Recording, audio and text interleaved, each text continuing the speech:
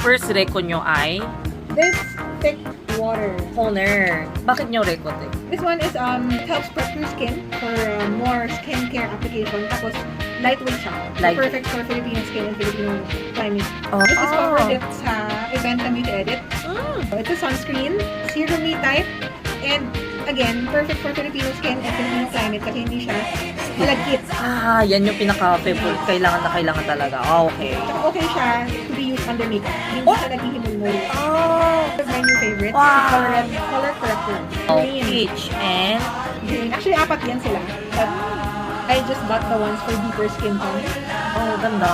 And another is ito, Absidy. Ah, I yeah. like their minis. Ang talino na may mini sila. Wow. Hindi tayo sa product and you can bring it anywhere. Yes. I like this for Korean style makeup because it's not too powdery on the skin. Diba? Pag K-style makeup, dapat halos wala masyadong cakey na powder na makikita. Glowy ka, but you're not too cakey. Yes. And kanina, ito po yung ginamit ko. Ang maganda rin itong pang-highlight. Highlight. Okay. As morenas, perfect. Actually, pwede yung... Lahat-lahat na. Oo. Parang gusto ko lang.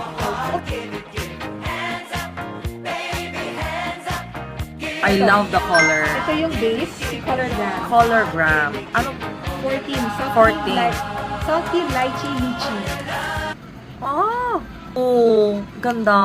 So it's not too Sobrang- intense. Tapos, Ito, first time ko nalaman na may cosmetic na sila. so usually, nagle-layer ako ng one light and one dark, Dark. color para may dimension yung lips. Perfect. So ito yung all over the lips. Ito naman yung sa gitna ng lips para medyo mas may dimension pa siya. Pero ang ganda ng blend, Diba? actually. Sobrang bagay. Love it. Nagulat ka, di ba? May cooling effect. Yeah! Nagulat ako, parang mint. Pini.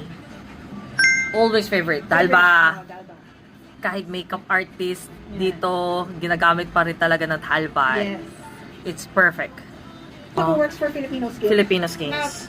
hindi sila magugulat na, uy, baka pumuti ako dyan. Uy, baka. Ah. Wow, may natuto ako. Thank you, thank you.